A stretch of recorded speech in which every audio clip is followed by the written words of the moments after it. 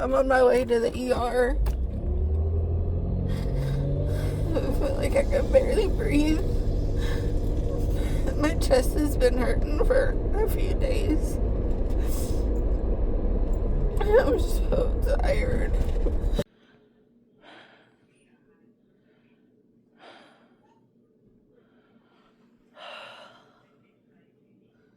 The doctor just came in and he took off my necklace, which always makes me sad because my necklace is so special to me. But he was listening and he was putting a lot of pressure here and on my back with the stethoscope.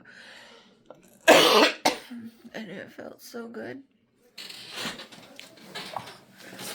He said they're gonna take me in for testing, for imaging. And I told him, I said, I'm also always smelling cigarette smoke. But I'm never around cigarette smoke.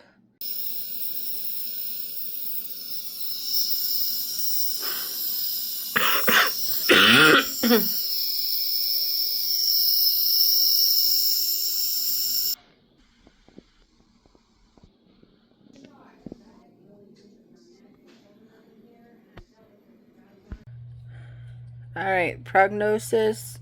I have pneumonia. Doctor sent medicine to the pharmacy, but I'm not going to pick it up until tomorrow. So I'm so tired. They gave me medicine there, so I should be fine until the morning. Oh, God. We got to take Eli to the dentist tomorrow. I'm tired. That's it. Honestly, tonight I'm going to do some dishes and have to figure something out for supper. Oh, I know what I'm doing. I'm making tostadas again for supper.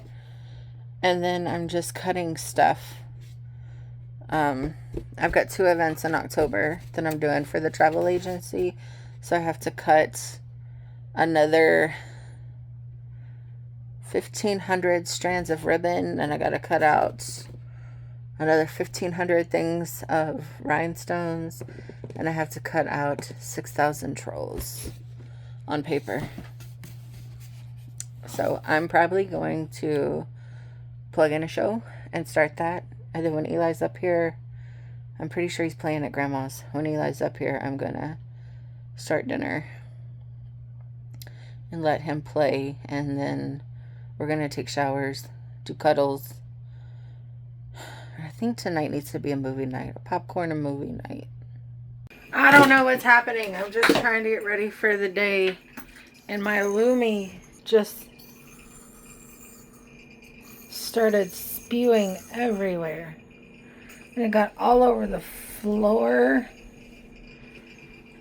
All over me. What the heck was that? Oh, we have had a really crappy last few days. By the way, I'm using this Misha foundation from TikTok Shop, number 27. I don't personally think it does anything. And if you're sensitive to smells, it does have a perfumey smell. So I don't like that either. But it's all I got right now. I had to go to the emergency room because I was in so much pain. David worked, and luckily he got home early, but he stayed downstairs. And I was just up here crying, bawling. He had no idea. I had sent him pictures and stuff. I'm like, okay, ice isn't helping. Heat isn't helping. Painkillers aren't helping. Cold and hot drinks weren't helping. My whole face was swollen and hurting. And the only thing I could do to get just a few minutes relief was some numbing throat spray. So I'd spray that in like my inner jaw and my teeth, and then it had me slurring and unable to talk for a few minutes at a time. It was wild. And so this is like, I think he got home at like 11 or 12, and then he come up at 3 to just see me just like now sitting on the toilet crying, bawling my eyes out. And he's like, do you need to go to the ER? And I'm like, yeah, but I can't drive because I was just in so much pain. So he called his mom, and she came up here to rest and, make sure Eli stayed in bed and was safe and everything, and ended up taking him to school. Well, we got to the hospital around 3:30, and I was the only person in there except for somebody who was about to have surgery. So the doctor, bless her heart, she was running all over the place. And she sent the nurse in. I don't know what all they gave me. It was like 2 or 3 pain pills. And then they gave me a huge shot of morphine. And I'll never forget it. David was like, you're going to feel really good when that morphine kicks in. And genuinely, you'd think so. But in fact, I got worse. Like, a lot worse. Not only now was I feeling the whole pain in my face and my teeth and just my whole everything here, my ear, it's going up into my head. Well, now the morphine has me hurting like right here on my stomach and the middle of my back. And I'm about to scream. I'm in so much pain. I'm uncomfortable. They come back a few minutes later with discharge papers. I was like, bitch, I'm not going anywhere. Like, I'm worse than when I came in now. And the doctor came in. She's like, I'm working for you. Like, you tell me what you need. And I'm like, I don't know. I just want to feel better. And finally, like, David and I, she's like, I'm going to let you all talk about what you want to do. So me and David were reading over the discharge papers because she had mentioned I don't know if it's a disorder, a disease, an issue, I don't know, but it's some kind of something. She said they call it the like ailment or something, just because of how bad the pain is. And she was like, you may have this. The top just went down the drain. Are you fine? Okay, it's gone now. Okay, what a day. So in the discharge papers, it mentioned following up with a primary doctor, and if that didn't work, go back for a CT scan. I'm like, no, I'm already missing another 3 or 4 days of work because of all my ailments right now with pneumonia. That's another thing. I had pneumonia. So I was just in the ER for that, and I wanted to go back to the same ER. I was hoping to get the same doctor, but he wasn't there. Well, I'm like, I'm not dealing with this pain, and now even this worse pain, trying to get up and go to work when I physically, literally can't even stand a blink at this moment. I'm in pain. So I was like, might as well just go ahead and get the CT done. So they do the CT, and now I'm like groggy, right? I'm like, I can't function. I can't cope. So I was dozing off, but waking up, dozing off, waking up. Poor David was just sitting there on his phone the whole time. And, what was it? In the middle of waiting for the CT scans, which took longer than an hour, like they said, they said it'd be about an hour, took longer than an hour. And the doctor comes in, she's like, I just want to let you know, my shift's getting ready, and another doctor will be coming in. So I was like, fine, okay, I hope I said thank you. I was pretty out of it at that point. So, oh, by the way, while I'm in that pain, they end up bringing me Zofran and something else to stop the pain from the morphine. So I'm like high as a kite. So, new doctor comes in, and according to the CT, he was like, the only thing we really found, or that he told me that they found, was that my tonsils were large. I've had large tonsils my whole life. That's not anything to do with pain all of a sudden. And it's not my tonsils, it's my teeth and my jaw, and it's my ear. Keep in mind, when I was at the hospital the first time, I'm out of this too. I have no money.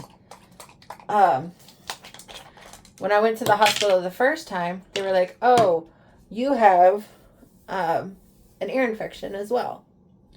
Or no, that's when I've been to the doctor so many times. I went to urgent care. They were like, you have an ear infection and a viral cold. She gave me antibiotics and a steroid. Finished those. A week later, I'm still not any better whatsoever. So I go to a doctor. My primary doctor wasn't in. So I saw another doctor that I've seen in the past. She's really nice. She gave me the steroids that I wanted that normally work and a different antibiotic. So now I've had 2 antibiotics and 2 steroids, okay? The antibiotics, they had me feeling okay for the first couple of days, and then I was just back to where I was. The steroid, you know, it just wasn't working, which was weird because normally the steroid is what gets me back on my feet ready to go. Not this time. So now I'm like, I don't have any more money for copays. I don't know what I'm going to do. So I'm like Googling everything. And I'm like, screw it. So I got my amoxicillin that I got from Mexico. Started popping that. Started feeling a little better, but still all the bad symptoms were there. Now keep in mind, during this point, David was having major tooth pain. And we were struggling to find a dentist because the one he went to before really effed him over. And the one I was going to closed. So we're like looking everywhere trying to find a dentist, right? And so he finds one. He goes for his tooth that he chipped. Had a good experience. And that was great. You know, he's on the mend for that, right? In the midst of all of this, I'm thinking week 5 of me being sick, he starts feeling bad. I think you gave me pneumonia. Well, I don't think you can catch pneumonia, but I think whatever it is, you got it. He's not feeling good. So I'm giving him stuff that I'm now being told, discontinue taking, we're going to switch you to this. So he's getting my like secondhand medication. I think he's doing a little bit better. He's still not 100%, but it's better than what it was. So in the midst of all this, now I have tooth pain. So now I'm in the ER, right? Doctor comes in and he just wants to obsess over my large tonsils. He's on the phone with ENT, you know, da-da-da-da-da. He's not even listening to me. I'm like, I have an ENT doctor. This is not it. Like, I want you to go see ENT. I'm not going to go see ENT. At the most, I'm going to go see my allergist because of all this coughing and stuff I'm doing that you all cannot seem to get gone. So we're in there, and the other nurse, I was like, what does the CT say? She's like, I can print you out the report if you want. And so she brought it in. She was really nice. She was explaining the things. And I was like, okay, I'm just going to go and I'm going to put it up in chat and let chat tell me exactly what's going on. I have a dentist appointment today I'm about to leave for. Hopefully they can get my mouth fixed.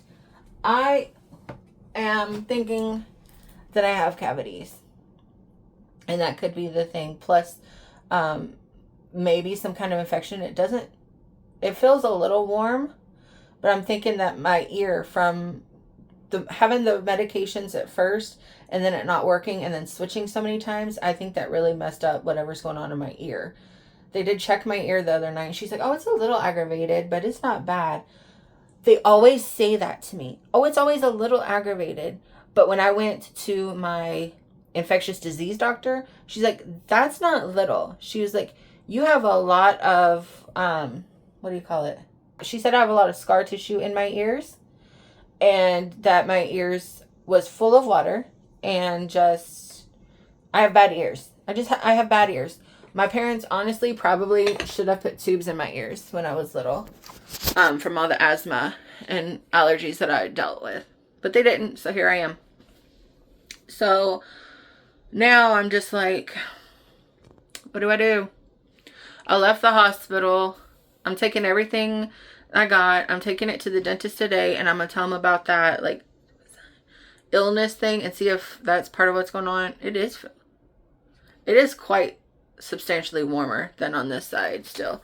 And I notice I haven't been in pain a lot. It's been uncomfortable, but not pain, since we got back from the hospital, which, by the way, we didn't get back until around 11. And so we went like straight to bed, and then David went and picked Eli up after school. Oh my God. So I'm taking those to the dentist with me. It is quite warm. This is what it was. Trigeminal neuralgia.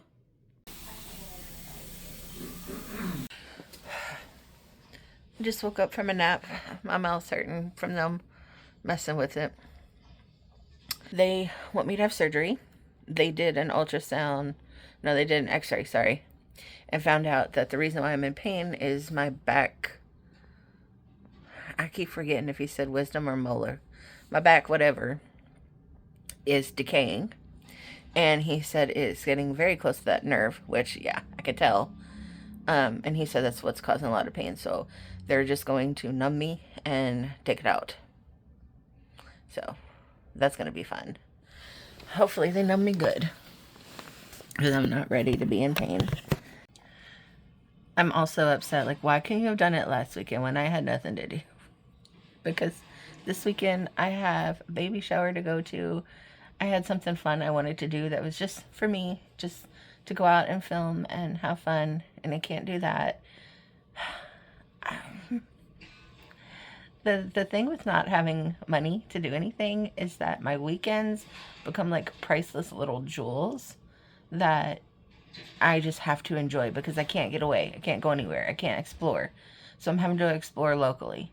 And while it's not meeting my needs, it's all that I have. And so when I don't get to do that, my brain does crazy things. And it's like, hey, I don't want to get depressed.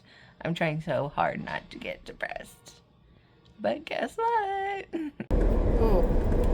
Well, I didn't vlog this morning because I was trying to hurry to get the groceries. So everything is going to work out.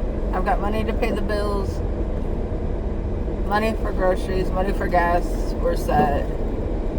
So I got to go and get everything put away. Make sure Eli's ready for school. David's going to take him and pick him up today. And let's go get this thing yanked out of my head. So that grain or whatever, is that the decay part? Decay. Mm-hmm. Well, I'm back home. I'm going to take a break, and I need to find an ice pack I can already see and feel the swelling. I'm really scared of the pain that's coming. I've been scared of the pain I've been having. So it's an all new experience, and my anxiety right now is through the roof, and I hate tasting blood. I'm not a vampire. I'm sitting here crying. I figured since I have the time off, I want to work on an intro video. And I had an idea in my head, but I'm thinking about going a different direction because David created a song for us with using AI. And it's just so freaking cute. I love it. So I'm going through old videos to try and do like a little montage. And I just watched a video, one of first getting with him and just being so happy and just knowing that he was my person early on, and talking about how excited I was for the future and everything. And I just started crying because I'm like, girl, you found your man, finally. And now I'm watching a video of our first little road trip together. And it's just, those are things that we talk about frequently. Those were like our first memories together. And we reference them a lot still to this day, like 9 years ago. I just hope that everyone watching this finds their person and knows what love really feels like, because I'll tell you, if you've been here for a while, you know at least half of the struggles that I've been through trying to find my person. And just knowing that I did, and that we've been together for almost a decade. We have a child. We're doing life. It's just awesome. The word of the day is exhausterwhelmulated. The feeling of being exhausted, overwhelmed, and overstimulated.